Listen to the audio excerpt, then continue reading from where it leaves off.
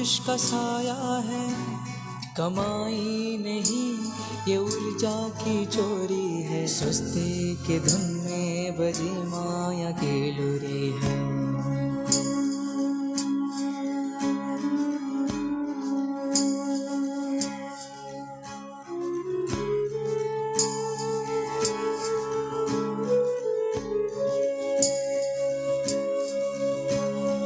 आराम की चाह वो रूह की लाचारी है, तप की राह में मन की हेरा फेरी है। जागृत में विश्व कल्याण का सूत्र हूँ, ब्रह्म मुहूर्त का प्रहरी मैं शिव पुत्र हूँ। सकल विश्व को तप से भरता, अमृत वेला में तपस्वी जलता, संकल्प से उठता नव युग की नींव रखता, तप के ईंटों से स्वर्णिम स्वराज्य रचता। नींद की घड़ी अब बीत चुकी है, माया की छाया अब मिट चुकी है, वर्तमान में जलती है आत्मा की मशाल, मैं हूँ जागृत यही मेरा कमाल। बाबा के याद में स्वयं को गढ़ता, योग विनी से आलस को राख करता, मैं अब सो नहीं रहा मैं हो रहा हूँ, मैं अब खो नहीं रहा मैं जाग रहा हूँ। जाग जारी होगी मिटा दे आलस के घेरे, अमृत वेले बाबा पुकारे, देखो बाहें पसारे।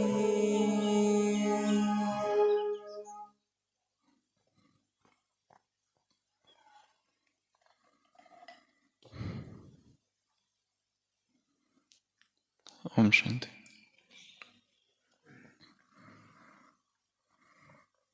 ஓம் சாந்தி. யுகமாற்றத்தின் நுழைவாயில் அமிர்தவெளி யோகா அப்படிங்கிற 108 நாள் வட்டியினுடைய 101வது நாள் 30/10/2025.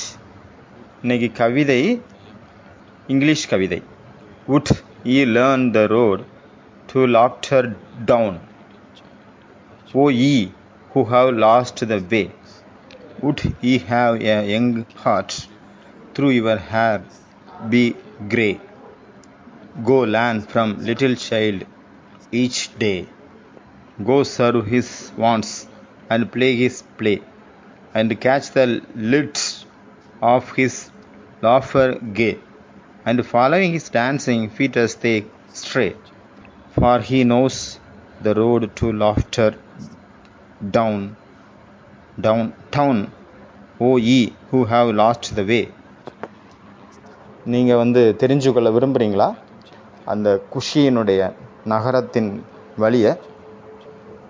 வழித்தவறி பரிதவிக்கும் மனிதர்களே உங்களுக்கு தெரியுமா? உங்களுடைய இதயம் மீண்டும் இளமையாக மாறும்.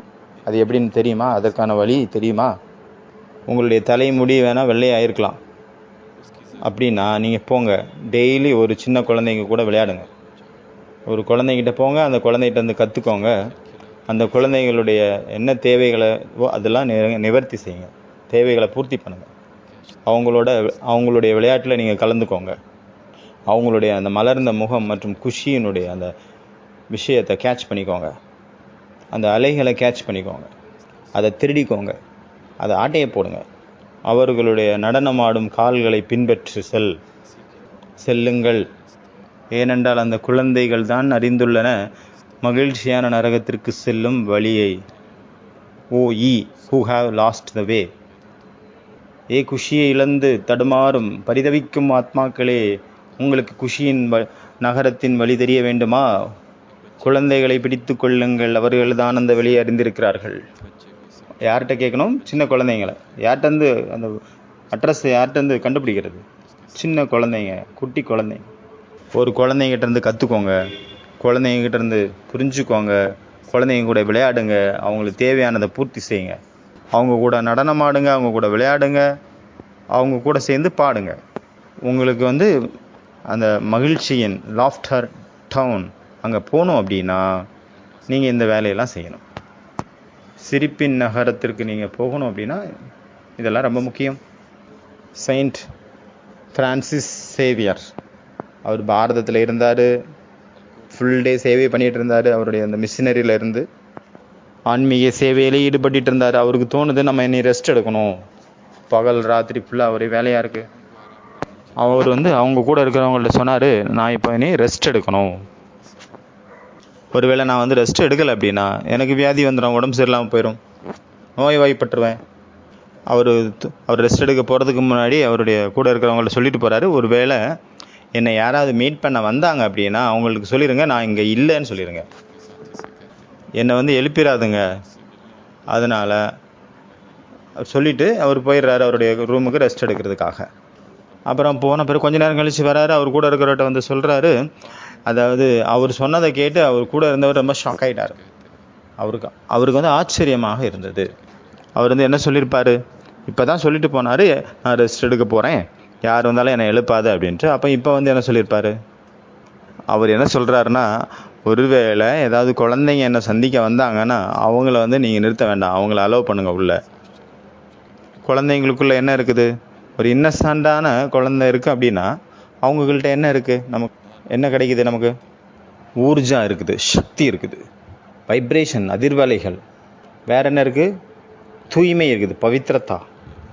முரளியில் கூட பாபா என்ன சொல்கிறாரு, மகாத்மா அப்படிங்கிறாரு. நம்ம இதயத்தை அப்படியே குஷிப்படுத்திடுறாங்க அவங்களாம்.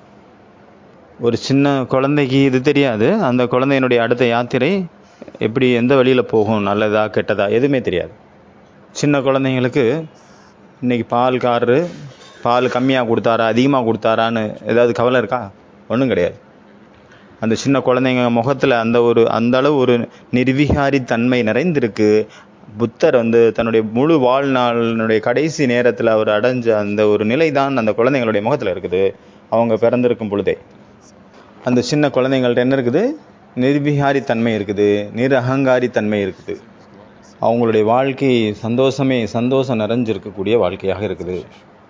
அவங்களுக்கு எதாவது கவலை இருக்குதா என்ன, அவங்க நிச்சயந்தான் இருக்காங்க, எந்த கவலையும் இல்லை.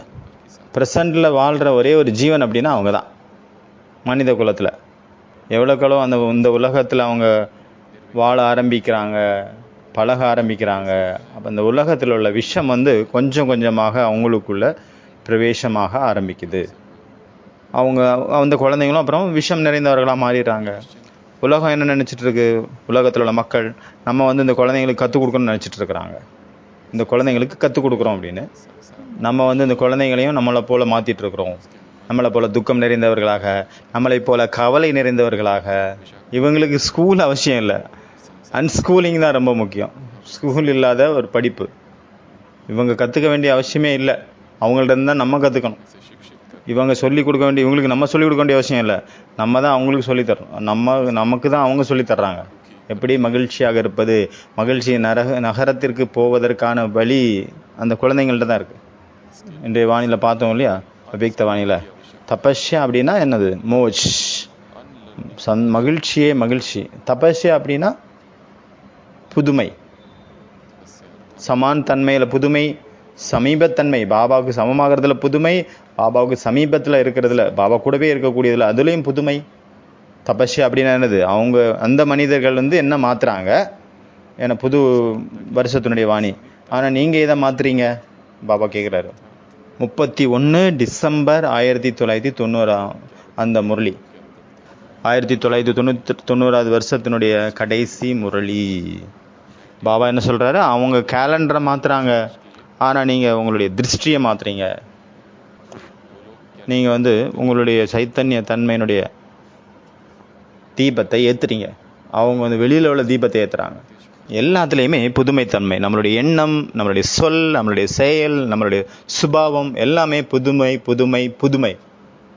அப்புறம் வேற என்ன, இப்போ தானே கேட்டீங்க முரளி, அவ்யக்த முரளி. வேற என்னதில் புதுமைத்தன்மை கொண்டு வரணும், நவீனத்தன்மை, கர்மத்தில் நவீனத்தன்மை கொண்டு வரணும். வேற என்ன, சுபாவம், சமஸ்காரம், சம்பந்தம், தொடர்பு, எல்லாத்துலேயுமே புதுமைத்தன்மை.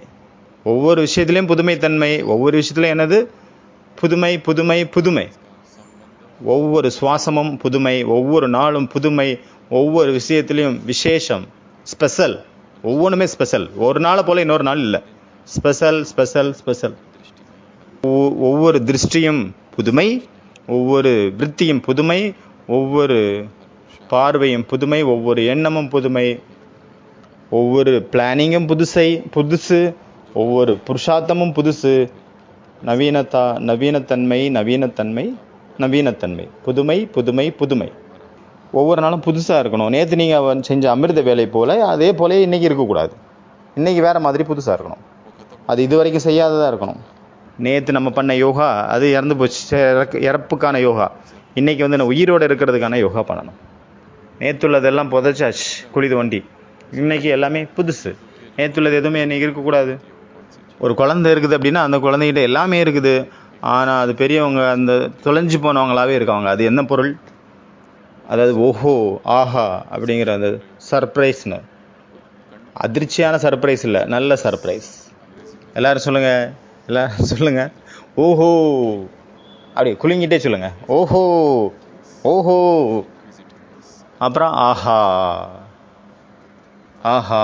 ஹிந்திலே ஆஹா தான் போல். புது முரளி, புது வரதானம், புது ஸ்லோகன், புது ஆசீர்வாதம், புது வார்த்தைகள், புது ஊர்ஜா, புது சக்தி, புது வைப்ரேஷன், புது சுறுசுறுப்பு, எல்லாமே புதுசு. சின்ன குழந்தைங்கள்ட்ட அப்போ ஒரு விஷயம் என்ன இருக்குது? உத்கண்டதா. எல்லாமே அவங்க தெரிஞ்சுக்கணும் அப்படின்ட்டு விரும்புவாங்க. அவங்களுக்கு என்ன ஆர்வம் இருக்குன்னா, அந்த சூரியன் எங்கேருந்து வருது அப்படின்னு அதை தெரிஞ்சுக்க ஆர்வம் வரும். அவங்க கேட்பாங்க, அந்த தண்ணி ஏன் வந்து ஈரமாக இருக்குது, இந்த இலை ஏன் பச்சையாக இருக்குது, இந்த தக்காளி ஏன் செம்பாக இருக்குது. அந்த குழந்தைங்களுக்கு கடற்கரை ஓரத்தில் கிடக்கக்கூடிய அந்த கற்களை எண்ணுறதுல கவுண்ட் பண்ணுறதுல ரொம்ப ரொம்ப ஆர்வம் இருக்கும். ஆனால் அந்த பீச்சில் வாக்கிங் போயிட்டு இருப்பாங்க, அவங்களுக்கு இன்ட்ரெஸ்ட் இருக்கா? அவங்களுக்கு அதில் இன்ட்ரெஸ்டே இல்லை. அவங்க ஒவ்வொரு விஷயத்தையும் அவங்கள இழுக்குது, எல்லா விஷயமும். அவங்க ஒவ்வொரு விஷயத்துலையும் இன்ட்ரெஸ்டாக இருக்காங்க, எல்லாமே தெரிஞ்சுக்கணும்னு விரும்புகிறாங்க, எல்லாத்துலேயும் போகிறாங்க, இறங்குறாங்க, அறிஞ்சுக்கிறாங்க. ஏன்னா அவங்க புதுசாக அவங்களுக்கு எல்லாமே புதுசு தான். எந்த மாதிரி புதுமை? சந்தோஷம் கொடுக்கக்கூடிய, ஆச்சரியம் அளிக்கக்கூடிய அந்த மாதிரியான ஒரு இன்ட்ரெஸ்ட். எல்லாமே புதுசு, எல்லாமே ஊக்கம், உற்சாகம். அதுதான் தபஸ்யா. சதா மோஜில் இருக்கிறது தான், மகிழ்ச்சியாகவே இருக்கிறது தான் தபஸ்யா. தபஸ்யா அப்படின்னா யஜ்யம், யாகம். தபஸ்யானா ஹடயோகா கிடையாது. தபஸ்யா அப்படின்னா ஆடுறது, பாடுறது, கொண்டாடுறது. அப்போ இதுதான் நம்ம இது வரைக்கும் பார்த்தது தபஸ்யாவினுடைய ஒரு புது பரிணாமம்.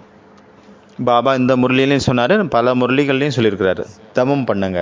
தபம், ஒழுக்கம் என்பது அன்பாக வரும் பொழுதுதான் அதற்கு பேர் தபஸ்யா. ஒழுக்கமானது அன்பினால் பிறப்பெடுக்கும் பொழுதுதான் அதன் பெயர் தபஸ்யா ஆகும். அந்த ஒழுக்கமானது எப்போ வந்து வலுக்கட்டாயமாக வேறு வழி இல்லாமல் அழுத்தப்பட்டதாக, திணிக்கப்பட்டதாக ஜென்மம் எடுக்குதோ அப்போ அது வந்து சுமை. அது தபஸ்யா கிடையாது. நிறைய பேருக்கு வாழ்க்கையில் ரொம்ப பெரிய பிரச்சனை என்ன அப்படின்னா புருஷார்த்தம், முயற்சி. அதனால் அவங்க அந்த மாதிரியான கிளாஸில் இருந்து ரொம்ப தூரமாக இருக்காங்க. ஏன்னா அவங்க அந்த கிளாஸுக்கு மேலே அவங்களுக்கு ஒரு அலர்ஜி. அவங்களுக்கு அந்த கிளாஸு கேட்குறதுக்கே அலர்ஜி. ஏன்னா அந்த புருஷார்த்தங்கிற வார்த்தையை கேட்டோடனே பயங்கர டென்ஷன் வந்துடுது, ஸ்ட்ரெஸ்ஸில் போயிடுறாங்க நிறைய பேர். அதனால் அந்த மாதிரியான கிளாஸ் அவங்க வர்றதே இல்லை. ஒதுங்கியே இருப்போம்ப்பா அப்படின்ட்டு ஒதுங்கிடுறாங்க. அவங்களால அமிர்த வேலை எந்திரிக்க முடியாது. அதனால் என்ன, அதுக்கு மேலே பழி போடுவாங்க.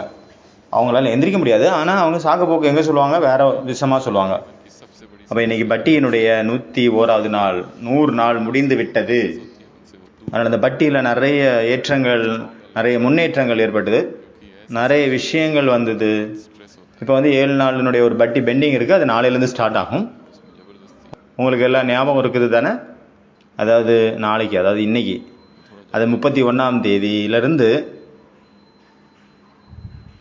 6ஆம் தேதி வரைக்கும், அதாவது நவம்பர் 6ஆம் தேதி வரைக்கும் இந்த பட்டியினுடைய லாஸ்ட்டு புருஷார்த்தம். யாரோ சரீரம் உடன்மான்னு கேட்குறாங்க. இப்போ அவர் சொல்கிறார், நோ, யார் வந்து எல்லா அவ்யக்த முரளியும் நம்ம அத்தியனம் பண்ணலையோ, அதை படித்து நம்ம மனசுக்குள்ளே ஏற்றி நம்ம அதை தாரணை பண்ணலையோ, அது வரைக்கும் யாருக்கும் சரீரம் விடுறதுக்கு அலவுடு கிடையாது. அதனால் புரிஞ்சுதா?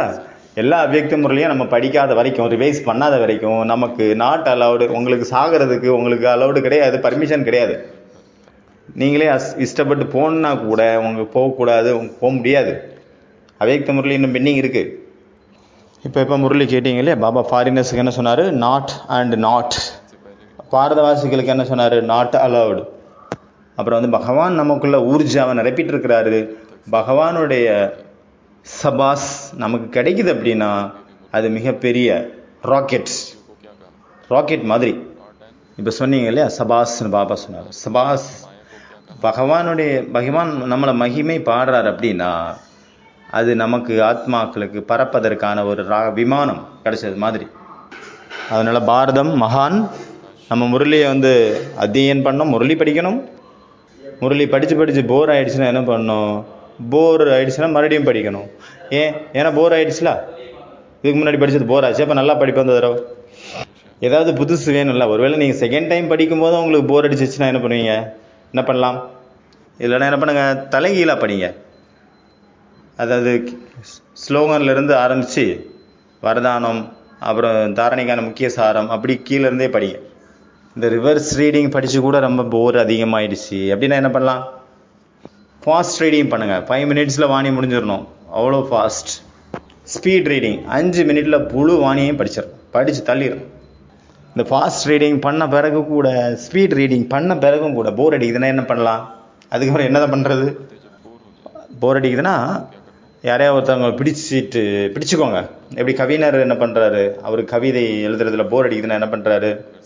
அவருக்கு யாருக்கு எது வரைக்கும் சொல்லலையோ அதுக்குள்ளே அவருக்கு மனசுக்கு ஒரு நிம்மதி கிடைக்காது, சாந்தி கிடைக்காது. அதனால் யாராவது கூப்பிட்டு அவங்களுக்கு அந்த பாயிண்ட்ஸை அவங்க கூட சிட் சேட் பண்ணுங்க. அதுக்கப்புறம் போர் அடிக்குது அப்படின்னா என்ன பண்ணலாம்? உங்களுடைய வாய்ஸை ரெக்கார்ட் பண்ணுங்கள், படிங்க, வாணியை படிங்க, அதை ரெக்கார்ட் பண்ணுங்கள், அப்புறமா அதை கேளுங்க. அதுக்கப்புறம் போர் அடிக்குது அப்படின்னா கண்ணை மூடிடுங்க. கண்ணை மூடிட்டு நான் என்னெல்லாம் படித்தேன், பாயிண்ட்ஸ், முக்கியமான பாயிண்ட்ஸ் என்ன அப்படின்னு நினச்சி பாருங்கள்.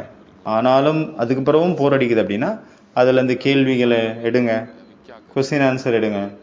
அதுக்கப்புறமும் போர் அடிக்குதுன்னா அந்த பாபாவுக்கு அந்த பாயிண்ட்டை சொல்லுங்கள். பாபா, நீங்கள் இதெல்லாம் சொன்னீங்களே, உங்களுக்கு ஞாபகம் இருக்குதா முதல்ல அப்படின்னா அவருக்கு கேளுங்க. அதனால் நிறைய டைம் ஆயிடுச்சு, 1990 அப்படின்னா ரொம்ப டைம் ஆயிடுச்சு இல்லையா? அதனால் உங்களுக்கு ஞாபகம் இருக்கா? அந்த 1990 சொன்ன வாணி உங்களுக்கு ஞாபகம் இருக்கா பாபா அப்படின்னு கேளுங்க. பரமாத்மா எந்த ஒரு வாணியை எழுத வேண்டிய அவசியம் இல்லை. அவர் எதையும் எழுதுறதும் இல்லை, அவருக்கு லிட்ரேச்சரே கிடையாது.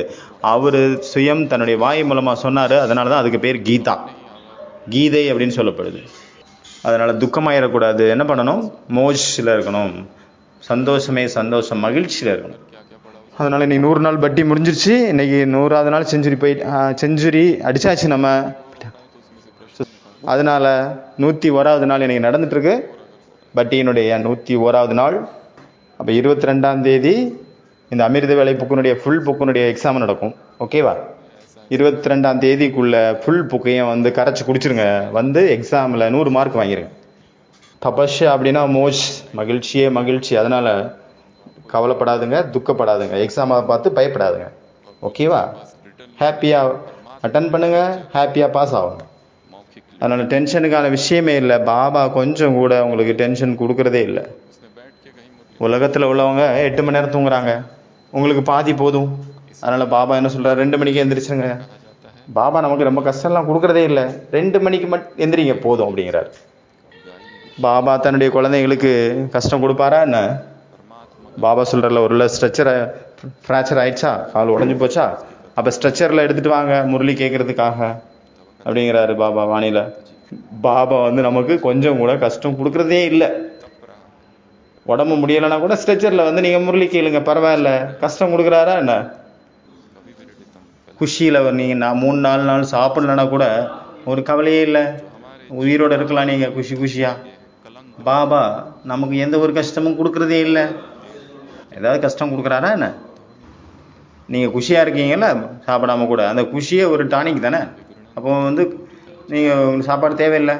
அப்போ பாபா ஏதாவது கஷ்டம் கொடுக்குறாரா? இல்லையே, கஷ்டமே கொடுக்குறதில்ல பாபா. ஞானம் சொல்லி உங்கள் தொண்டே அடைச்சி போயிடணும். ஆனால் பாபா நமக்கு ஏதாவது கஷ்டம் கொடுக்குறாரா? இல்லையே. பாபா தன்னுடைய குழந்தைங்களுக்கு எந்த கஷ்டமும் கொடுப்பது கிடையாது. இங்கேருந்து நீங்கள் அப்பு ரோடு வரைக்கும் கால்நடையாக நடந்து போங்க. ஆனாலும் நீங்கள் குஷியாக இருக்கலாம், உங்களுக்கு எந்த கஷ்டமும் வராது. பாபா தன்னுடைய குழந்தைங்களுக்கு எந்த கஷ்டமும் கொடுக்க மாட்டார். ஏதாவது கொடுக்குறாரா நான் கஷ்டம்? இது சகஜ ராஜயோகா. குழந்தைங்க சொல்கிறாங்க, பாபா நான் இத்தனை மணி நேரம் உங்களை நினச்சேன் அப்படின்ட்டு. பாபா குழந்தைங்க தன்னுடைய அப்பாவை நினைக்கிறதுல ஒரு மணிக்கணக்கு வைக்கிறாங்க. இது என்ன அப்படிங்கிறார் பாபா.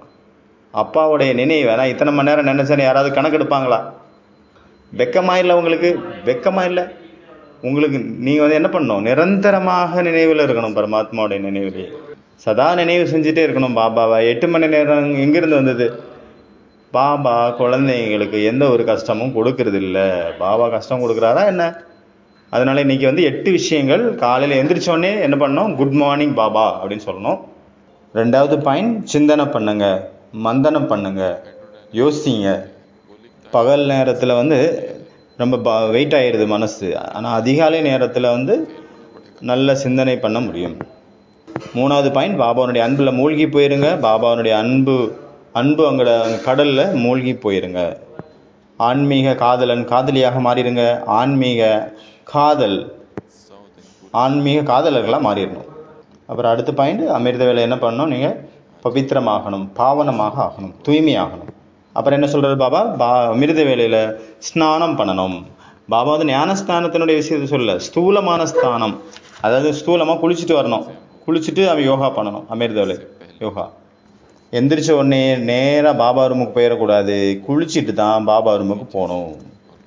குமாராக இருந்தீங்க அப்படின்னா 50-100 புஷ்அப் எடுங்க, தண்டால் போடுங்க, ஓடுங்க, ரன்னிங் ஓடுங்க. தூக்கம் வருது அப்படின்னா ஓடுங்க, புஷ்அப் போடுங்க. உட்காந்து யோகா பண்ண சொன்னாங்களா என்ன? நடங்க, ஓடுங்க, வாங்க, எக்ஸசைஸ் பண்ணுங்க, மூச்சு பயிற்சி பண்ணுங்க. ஆனால் தூங்கிடக்கூடாது அமிர்த வேலையில். இல்லைன்னா என்ன பண்ணுறாங்க? நிறைய பேர் எந்திரிக்கிறாங்க, அப்படியே கட்டிலே உட்காடுறாங்க. அப்புறம் என்ன ஆகுது? ஆரம்பத்தில் நல்லா தான் இருக்குது, அப்புறம் கொஞ்சம் கொஞ்சமாக தலை கவிழ்ந்துருது. தலை கவிழ்ந்துட்டே யோகா பண்ணுவாங்க. அப்புறம் என்ன பண்ணுவாங்க? கொஞ்சம் நேரம் படுத்துகிட்டே யோகா பண்ணலான்னு படுப்பாங்க.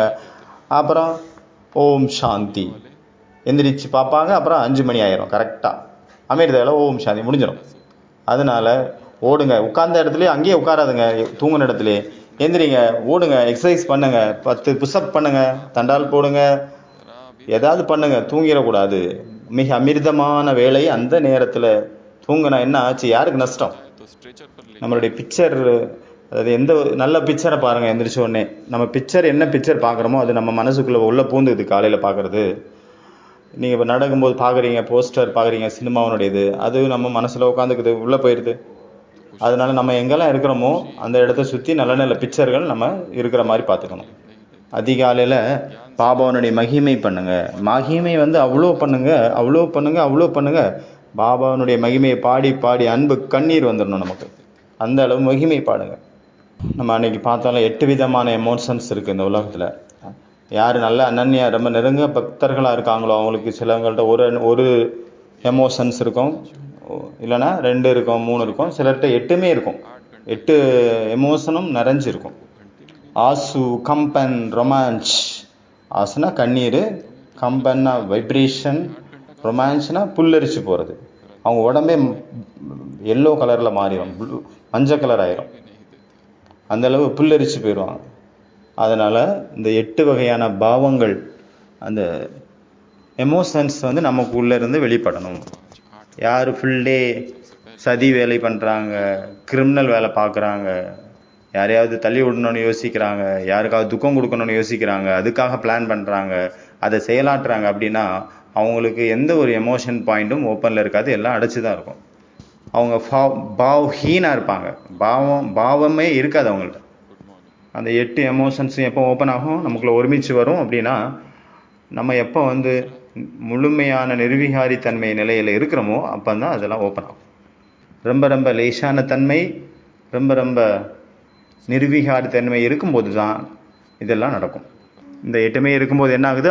தானாகவே கண்பு கண்ணீர் வடியுது, தானாகவே புல்லரிச்சு போகுது, தானாகவே அன்பில் மூழ்கி போயிடுறாங்க. எப்படி நல்ல யார் நல்ல பக்தர்களாக இருந்தாங்க, எப்படி மீரா இருந்தாங்க, சைத்தன்ய மகாபிரபு, அவங்க உடம்பு சீக்காயிட்டே இருக்கும். அதாவது அவங்கள்ட்ட அந்த 8 பாவங்களும் எல்லாரும் பார்த்தாங்க, தெரிஞ்சுது வெளியில் அவங்க 2 பேருக்கிட்டே. இந்த மாதிரி நிறைய பேர் இருக்காங்க இன்னும், முக்கியமாக இவங்க 2 பேர். ஆனால் சாதாரண மனிதர்களால் இதை புரிஞ்சுக்க முடியாது. ஏன்னா அவங்கள வந்து இந்த மனிதர்கள் அவங்கள பைத்தியம்னு சொல்லிடுவாங்க. அதனால் இப்போ நம்ம இது வரைக்கும் பார்த்தது 8 விஷயங்கள். முதல்ல எந்திரிச்சோன்னே என்ன பண்ணுங்கள்? Good morning. அதிகாலை எந்திரிச்சோடனே பாபா குட் மார்னிங் அப்படின்னு சொல்லக்கூடிய பழக்கத்தை ஏற்படுத்துங்க அப்படிங்கிறார் பாபா. சில பேர் என்ன பண்ணாங்க, எந்திரிச்சோடனே ஃபோன் கையில் எடுத்துட்டு மணி எத்தனாச்சுன்னு பார்ப்பாங்க. சில பேர் என்ன பார்ப்பாங்க, நேற்று ராத்திரி நான் அனுப்பின சேவை என்னுடைய பிக்சருக்கு எத்தனை லைக்ஸ் கிடச்சிருக்கு, நான் போட்ட ரீலுக்கு எவ்வளோ லைக்ஸ் கிடச்சிருக்கு, இதெல்லாம் பார்த்துட்டு இருக்காங்க நிறைய பேர். எந்திரிச்ச உடனே அதெல்லாம் பார்க்கக்கூடாது. Good morning Baba. முதல்ல யார் வரணும்? பாபா வரணும். 2வது அமிர்த வேளையில் சிந்தனை. நம்மளுடைய ரொம்ப அதிகமான ரொம்ப பவர்ஃபுல்லான என்ன ஒரு வீக்னஸ் இருக்கோ அதை பற்றி சிந்தனை பண்ணுங்கள். அதை எப்படி வின் பண்ணுறது, அதை எப்படி வெற்றி கொள்வது அப்படிங்கிறத பற்றி சிந்தனை பண்ணுங்கள். அமிர்த வேளையில் வெறும் யோகா மட்டும் பண்ணக்கூடாது. அமிர்த வேளையில் நிறைய சக்திகள் நமக்குள்ளே வருது. அதனுடைய பலனை யூஸ் பண்ணணும். அதை யூஸ் பண்ணிக்கோங்க, பயன்படுத்திக்கோங்க. அமிர்த வேளையில் வந்து நம்மளுடைய சப்கான்ஷியஸ் மைண்டு வந்து ஓப்பன் ஆகிடுது. அந்த நேரத்தில் நீங்கள் குஷி, அதீந்திரிய சுகம், ஆனந்தத்தை மட்டும் அனுபவம் பண்ணிவிட்டு உடனே வெளியே வந்துடக்கூடாது. நம்மளுடைய வாழ்க்கையில் நடக்கக்கூடிய பிரச்சனைகள், கஷ்டங்கள், துக்கங்கள் எதனால் வருது, இதுக்கெல்லாம் நம்ம டைம் எடுத்து அந்த விஷயத்துக்குள்ளே போய் அதை சரி பண்ணப்போ நேரம் வந்து இந்த அமிர்த வேலை அதை யூஸ் பண்ணிக்கலாம். அதற்காக அதனால தான் நம்ம இந்த பட்டியில் அமிர்த வேலைக்கான நேரத்தை ஃபிக்ஸ் பண்ணோம். 2 மணிலேருந்து 5 மணி வரைக்கும். ஏன்னா நிறைய டைம் கிடைக்குது. இந்த நேரத்தில் நம்ம நிறைய வேலை செய்யலாம். நம்ம செல்ஃபுக்காக, உலகத்திற்காக, நம்மளை சார்ந்தவர்களுக்காக. அதனால் நீ ஃபஸ்ட்டு பாயிண்ட் அமிர்த வேலைக்கானது. எழுந்ததுமே பாபாவுக்கு குட் மார்னிங் பண்ணுங்கள். அதிகாலையில் முதல்ல குட் மார்னிங் சொல்கிறாங்க எல்லாருமே. அதிகாலையில் வந்து உங்களுக்கு யார் குட் மார்னிங் சொல்கிறது? பாபா வர்றதே அதிகாலையில் தான். இது வந்து எல்லைக்கு அப்பாற்பட்ட பகல் மற்றும் ராத்திரிக்கான விஷயத்தை பாபா சொல்கிறார். அவரை வந்து எந்த ஒரு மனிதனுக்கும் தெரியாது. குழந்தைங்க கூட வரிசைப்படியான முயற்சியின் அனுசாரமாக தெரிஞ்சிருக்கிறீங்க. குழந்தைங்களாக ஆயிட்டாங்க நிறைய பேர். ஆனாலும் அதிகாலையில் எழுந்து பாபா நினைவில் உட்கார்றதில்ல. அதிகாலையில் எழுந்திருத்து பாபாவுக்கு குட் மார்னிங் சொல்கிறீங்க, அவரை நினைக்கிறீங்க அப்படின்னா உங்களுக்கு ரொம்ப ரொம்ப குஷி இருக்கும் ஃபுல் டே. ஆனால் நிறைய குழந்தைங்க அதிகாலையில் எந்திரிச்சு பாபாவை நினைக்கிறதே இல்லை. அதிகாலையில் கூட எந்திரிச்சு நிறைய பேர் பக்தி பண்ணுறாங்க, பூஜை பண்ணுறாங்க, மாலைக்கு சுற்றுறாங்க, மந்திரங்கள் ஜபிக்கிறாங்க.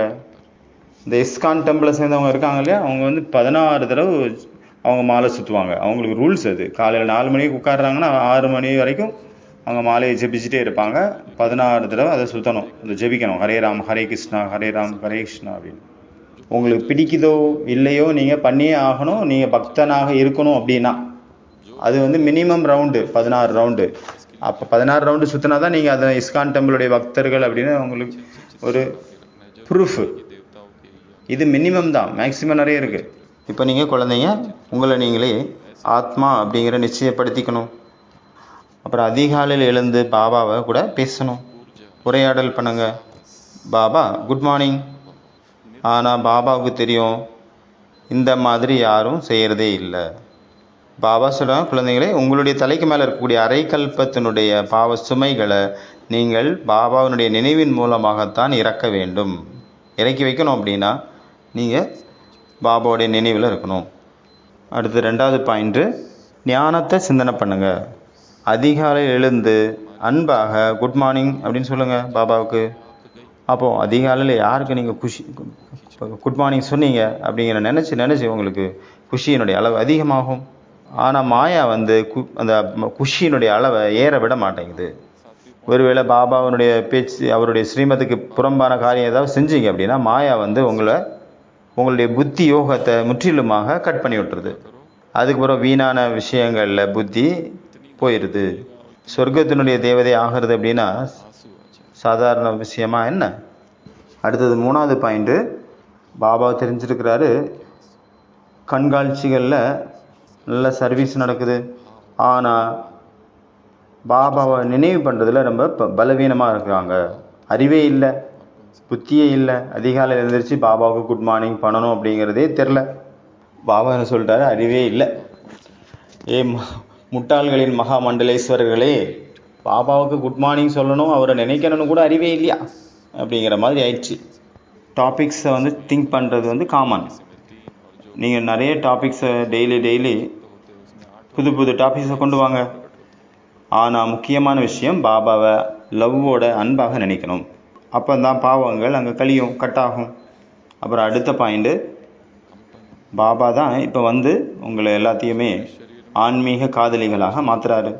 இப்போ ஆத்மா தெரிஞ்சிருக்குது, ஒவ்வொரு ஆத்மாவும் நம்மளுடைய காதலன் சிவம் பரமாத்மா சிவ் பாபா, அவற்றிருந்து சொர்க்கத்தினுடைய ஆஸ்தியை எடுக்கணும். இந்த மாதிரி நீங்கள் அதிகாலையில் எழுந்து பாபாவுக்கு குட் மார்னிங் பண்ணுங்கள், அவரை நினைவு பண்ணுங்கள். எந்த அளவு அவரை நினைப்பீங்களோ அந்த அளவு பாவங்கள் கழியும், தேக அபிமானம் போயிடும். இந்த மாதிரி நீங்கள் பயிற்சி பண்ணிகிட்டே இருந்தீங்கன்னா அந்த மாதிரி உயர்ந்த நிலை அது நிலை பெற்றுவிடும். அப்புறம் அடுத்த பாயிண்ட்டு, பாபா கூட ரொம்ப அன்பு இருக்கணும். ராத்திரி வந்து சீக்கிரமாக தூங்கிடுங்க, அதிகாலையில் சீக்கிரமாக எழுந்திரிச்சு அவரை நினைவு பண்ணுங்கள். எழுந்ததுமே சொல்லுங்கள், பாபா குட் மார்னிங். வேறு எந்த பக்கமும் புத்தி போகக்கூடாது. அதனால் எவ்வளோ முடியுமோ அந்த அளவு பாபா நினைவில் இருந்து பாவனமாக ஆகணும். அப்புறம் அடுத்த பாயிண்ட், ஸ்நானம் கூட, அதை குளிக்கிறது கூட அமிர்த வேலையில் குளிக்கணும். அதிகாலையில் குளித்து முடிச்சுட்டு ஏகாந்தத்தில் போய் சுற்றி வாங்க. இல்லை அப்படின்னா ஒரு இடத்துல உட்காந்துருங்க. வருமானமே வருமானம். அதிகாலையில் நல்லா குளித்து ஃப்ரெஷ் ஆகிட்டு நீங்கள் வெளியில் சுற்றி வரீங்க அப்படின்னா ரொம்ப மஜாவாக இருக்கும். அப்புறம் அடுத்த பாயிண்ட்டு, உங்களுடைய ரூமில் திரிமூர்த்தி சித்திரத்தை வைங்க. அப்போ அடிக்கடி நம்மளுடைய பார்வையில் அந்த ஃபோட்டோ படும். பாபா மூலமாக நம்ம சூரியவம்சி ராஜ்யத்துக்கு போவோம். அதனால் அதிகாலையில் நம்ம எந்திரிச்ச உடனே அந்த படத்துக்கு மேலே நம்மளுடைய பார்வை போகணும். இது கூட ஒரு முயற்சி. நிறைய பக்தர்கள் பாபா வந்து சொல்கிறாரு, நல்ல நல்ல பக்தர்கள் புருஷார்த்தம் பண்ணுறாங்க, நமக்கு கண்ணு திறந்தவொடனே கிருஷ்ணர் தான் நினைவு வரணும் அப்படின்ட்டு. அதனால அவங்க சித்திரங்களை முன்னாடி வச்சுக்கிறாங்க. ஆனால் உங்களுக்கு அதை விட ஈஸி. சரி, ஒருவேளை பாபாவுடைய நினைவு ஈஸியாக வரல, மாயா அவங்க டிஸ்டர்ப் பண்ணுது அப்படின்னா இந்த பிக்சரை வச்சுக்கோங்க, இது உங்களுக்கு ஹெல்ப் பண்ணும். சிவ் பாபா நமக்கு பிரம்மா மூலமாக விஷ்ணுபுரிக்கு எஜமானர்களாக மாற்றுறாரு. நாம் வந்து பாபா மூலமாக உலகத்திற்கு எஜமானர்களாக ஆகிட்டுருக்குறோம். இந்த ஒரு ஸ்மரணில் இருந்தோம் அப்படின்னா நமக்கு நிறைய உதவி கிடைக்கும். நிறைய குழந்தைங்க புரிஞ்சுருக்காங்க, நினைவு பாபாவுடைய நினைவு அடிக்கடி மறந்து போகுது. அதனால் பாபா வந்து அவங்களுக்கு அட்வைஸ் கொடுக்குறாரு, இந்த சித்திரங்களை அவங்க முன்னாடி வச்சுக்கோங்க, அப்புறம் பாபா மற்றும் ஆஸ்தியனுடைய நினைவு வந்துக்கிட்டே இருக்கும். அதனால் பாபா சொல்கிறாங்க, அடுத்த பாயிண்ட், பாபா சொல்கிறாங்க, ஆத்மாபிமானியாக ஆகி பாபாவை நினைவு பண்ணுங்கள், பாபாவனுடைய மகிமையை பாடுங்க. பாபா கிட்ட எந்த அளவு அன்பு இருக்குமோ அந்த அளவு உயர்ந்த பதவி அடைவீங்க. அதிகாலையில் எழுந்து ரொம்ப அன்பாக பாபாவை நினைவு பண்ணுங்க. அன்பினுடைய கண்ணீர் வந்தாலும் பரவாயில்ல, ஏன்னா ரொம்ப வருஷத்துக்கு பிறகு பாபா வந்து நம்மளை சந்தித்து கொண்டிருக்கின்றார். பாபா ரொம்ப வருஷம் கழிச்சு வந்து என்ன சந்திச்சிருக்கீங்க, இத்தனை வருஷம் ஆச்சு, எங்களுடைய துக்கங்கள்லேருந்து எங்களை விடுவிச்சிட்டீங்க அப்படின்னு நினச்சி அன்பு கண்ணீர் விட்டுருங்க. அதனால் இன்னையிலேருந்து 1990 வருஷத்தினுடைய எல்லா முறையிலையும் முடிஞ்சிச்சு. அதனால் நாளையிலேருந்து டைரெக்டாகவே கிளாஸ் 5 மணிலேருந்தே ஸ்டார்ட் ஆயிரும். ஏன்னா முரளி முடிஞ்சிச்சு. 1991 வருஷத்தினுடைய முரளியை இனிமேல் கொஞ்சம் கேப் விட்டு நம்ம ஸ்டார்ட் பண்ணலாம். 8ஆம் தேதி எக்ஸாம் நடக்கும். 89, 90 வருஷத்தினுடைய அந்த முரளியிலிருந்து இந்த அமிர்த வேலை புக்கு வந்து 22ஆம் தேதி முழு புக்கினுடைய எக்ஸாம் வந்து 22ஆம் தேதி அமிர்த வேலையில் எக்ஸாம் நடக்கும். அந்த எக்ஸாம் கூட லைவ்லேயே வச்சிடலாம் இங்கேயே. ஓகே தானே? அதனால் இன்றைக்கி கவிதை, இன்றைய கவிதை வந்து விட்டல் பாய் எழுதியிருக்காரு பாண்டபவன்லேருந்து. தலைப்பு குருடனின் மகன் குருடன், அந்தேக்கி அவுலாத் அந்தா அந்தேக்கி அவுலாத் அந்தா அப்படிங்கிறதான் டாபிக்கு. குருடனின் மகன் குருடன். குருடனின் மகன் குருடன் என்றால் திரௌபதி துரியோதனனை பார்த்து. குருடனின் மகன் குருடன் என்றார் திரௌபதியை பார்த்து துரியோதனனை பார்த்து. ஆனால் முழு உலகமே குருடாகி போனது. இதை அறியவில்லை யாரும். சிலர் காமத்தில் குருடர்கள், சிலர் சலனத்தில் குருடர்கள், சிலர் மோகத்தில் குருடர்கள், சிலர் எதிர்ப்பில் குருடர்கள், சிலர் அகங்காரத்தில் குருடர்கள், சிலர் சமஸ்காரத்தில் குருடர்கள், சிலர் ஆசைகளில் குருடர்கள், சிலர் பொறாமையில் குருடர்கள். இப்பொழுது முழு உலகமும் குருடர்களின் தூதுவர்கள் ஆகி போனார்கள், குருட்டு தூதுவர்கள். அப்பொழுதுதான் பிரபு இந்த பூமியில் அவதரித்து விட்டார். வெளிச்சம் ஒளி வெள்ளம் பாய்ச்சுவதற்காக, ஞான ஒளி கொடுப்பதற்காக பரமாத்மா பூமியில் அவதரிக்கிறார்.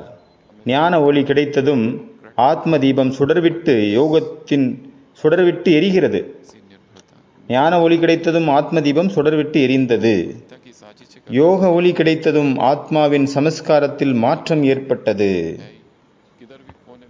ஞான தாரணையின் ஒளி பரவியதும் தெய்வீக குணங்கள் என்ற வெளிச்சமானது ஆத்மாவில் மின்னத் தொடங்கியது. எப்பொழுது ஈஸ்வரிய சேவை என்ற ஒளி கிடைத்ததோ அப்பொழுது ஆத்மா பதமாபதம் பாக்கியசாலி ஆகிவிட்டது. இந்த வெளிச்சத்தின் அதாவது ஒளியின் சக்தியினால் குருடர்களின் குழப்பம் முடிந்தது. இதுதான் சுகம், சாந்தி மற்றும் அன்பால் நிறையும் வேலையாகும். தன்னைத்தானே நிறைத்து கொள்ளும் வேலையாகும். ஆகவே குருடனின் மகனே விழித்துக்கொள். குருடனின் மகன் குருடனாக இருக்கக்கூடிய மனிதர்களை விழித்துக் கொள்ளுங்கள், நிறைவு பெறுங்கள், தெளிவாகடுங்கள். ஓம் சாந்தி.